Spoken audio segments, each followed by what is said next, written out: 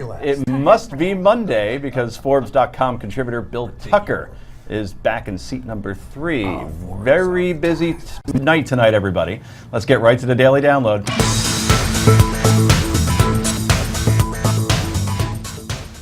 And we begin the Dallas suburb of Garland, where Texas authorities are looking into possible ISIS connection outside a free speech event.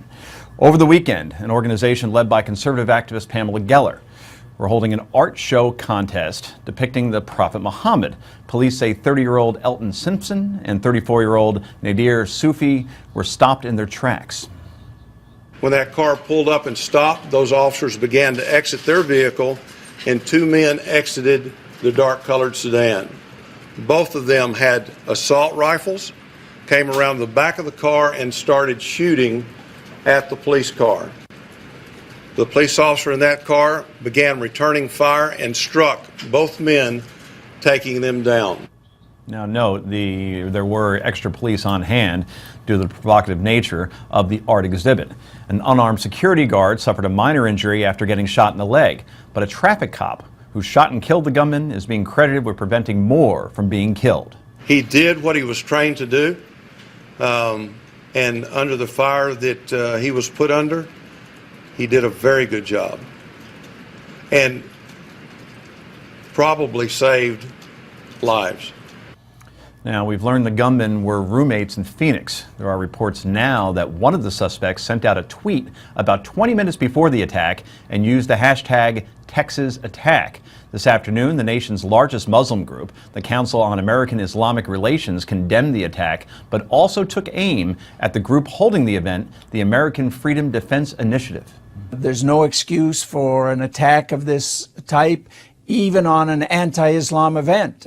We believe that even anti-Muslim bigots like Pamela Geller and Robert Spencer and Gert Wilders have the right to air their hatred and bigotry. And we have the right to peacefully challenge that bigotry, but there's no excuse for any type of violence. Now, group organizer Pamela Geller says we are now at war and that the enemy is among us. The attack comes just months after Islamic terrorists killed 12 people in Paris over cartoons of Muhammad. Joining us from Phoenix is terrorism expert Dr. Zodi Jasser, who is president and founder of the American Islamic Forum for Democracy.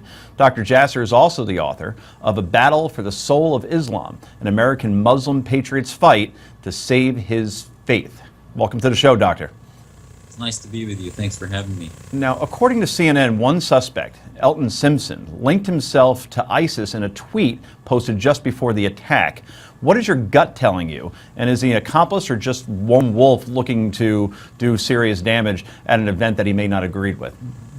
Oh, there's no doubt that he had some type of affiliation. Remember, ISIS is not just a entity in Syria and Iraq. It is an ideology that believes in the supremacists of the Islamo-patriotic movement, the identity that the Islamic State, their global caliphate as they see it, emanating from Syria and Iraq to the world, will dominate. So, you know, if you look at his picture for his handle was Sharia Light was the name, and he had a picture of Imam Awlaki, which was the radicalizing imam that was American-born that radicalized Nidal Hassan and so many others. So this was part of that same movement. Sometimes it'll evolve into Al-Qaeda, others ISIS. Call it what you will. It's an Islamo-patriotic fascist movement that hates America, and once they look upon hate towards the Prophet Muhammad as being no different than burning their flag. And I, as a Muslim, am horrified by it because, you know, this is about my American identity, how much I love my country, and the only way to counter this is by saying that America protects our freedom as Muslims more than any of the evil, as much as we need to defeat their Islamofascism. Dr. Jasser, it's Rick Unger. You know, I happened to catch you on a few events today, or a few appearances. Well, I think you and I agree with respect to the behavior of the terrorists. I got to ask you this question. There was a time that I can recall when the Ku Klux Klan would rally, they would burn crosses, and they were exercising their right to free speech. But you know, I can't remember anybody ever calling it a free speech event. What made the event in Dallas a free speech event? Of course they have the freedom to do what they did. But why is that a free speech event instead of just an insult to people who believe in a certain religion?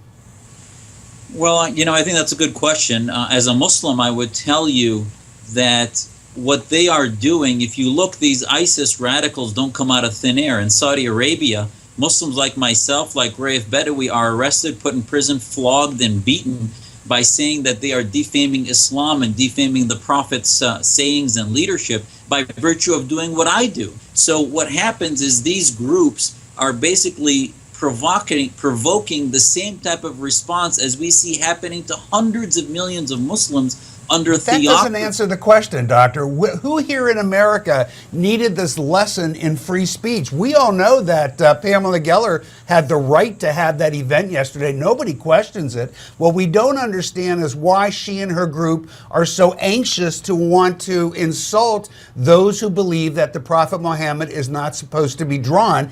And you didn't really answer that question. You're telling me about Saudi Arabia and this and that. Talk about America. Why was that event necessary?